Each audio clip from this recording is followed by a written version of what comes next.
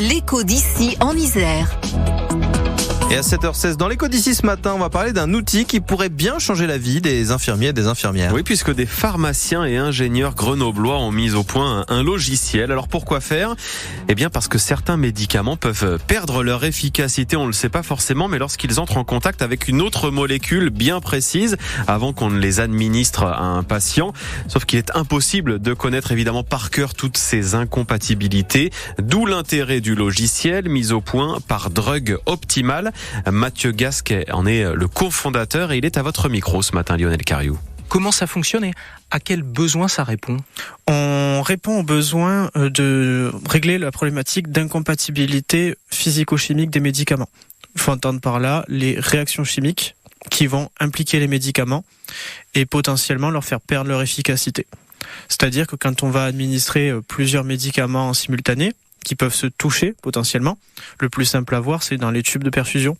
Quand plusieurs médicaments vont rentrer en contact dans ce petit tube-là, la molécule A plus la molécule B, ça peut devenir une molécule C, qui n'est plus du médicament, donc on perd l'efficacité thérapeutique, voire même on peut créer une toxicité pour le patient.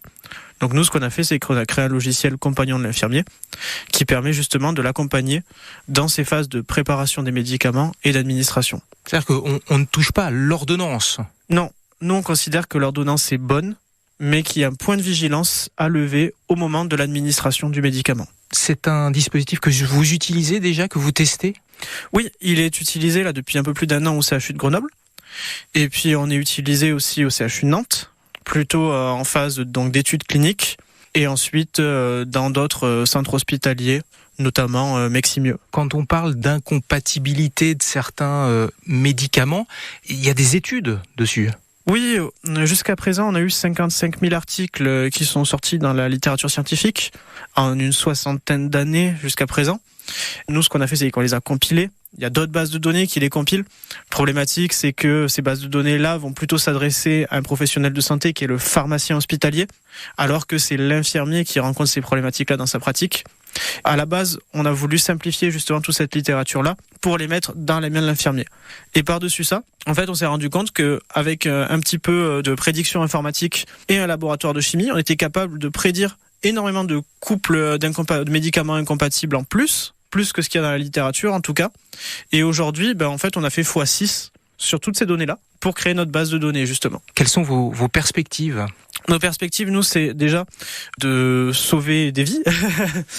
Donc là, quand je parle de sauver des vies, c'est vraiment s'implanter le plus possible dans des établissements, parce qu'on sait qu'il y a des services qui sont extrêmement critiques et où tous les médicaments doivent faire effet. Je pense notamment à la réanimation ou à l'oncologie. Donc pouvoir s'implanter très largement dans tous ces services-là, en France, en Europe et partout dans le monde.